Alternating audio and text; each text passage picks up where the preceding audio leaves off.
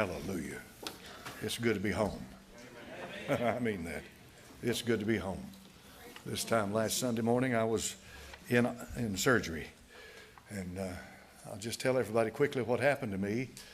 And last Sunday morning, I got up, started to get ready to come to church. My heart started jumping all over the place and went out of rhythm, up to 155, 95, 135, 110, all over the place. So we went to the emergency room, and they put me on an IV drip, a cardism. And about 3 hours later, in the emergency room over here, over at St. Mary's Hospital, my heart stopped. It stopped for 12 seconds. And I have never seen a doctor move as quickly as the emergency room doctor did. And the nurses, they came flying, and they one immediately grabbed my arm and gave me a shot of something. And the doctor had this look on his face. But before any of them came, I told my wife sitting next to me, I said, I'm leaving, something's happening. And I could tell I was going off. When there's no oxygen to your brain, your heart stops beating, you start losing it, and you lose it pretty quickly, 12 seconds. And I wasn't too far from being unconscious. Let me say this to you, if you ever have to go through anything like that, there's no pain in that. I wasn't gasping for breath. It's just a few seconds later.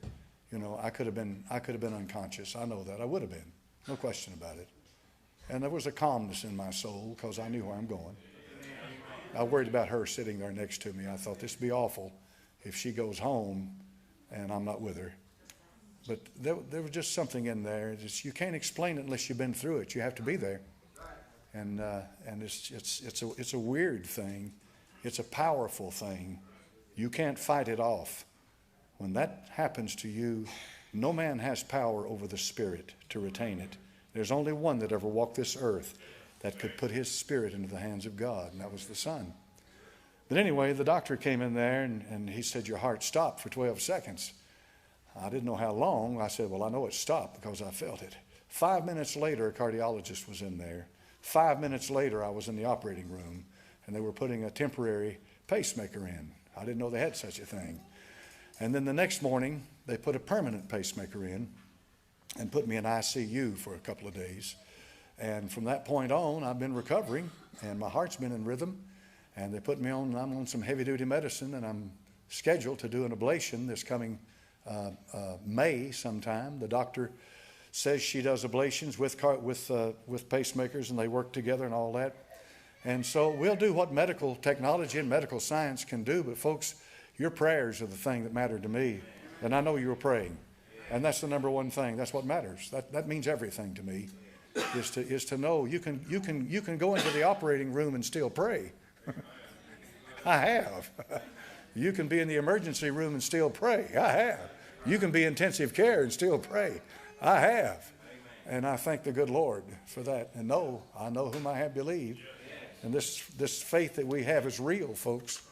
I mean, there's nothing in it more traumatic to your life, any more personal to you than the moment you die.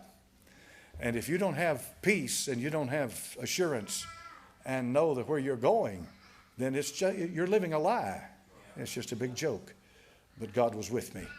And I feel better every day, stronger. What they did, they put a ticker in there that tells my ticker when to tick.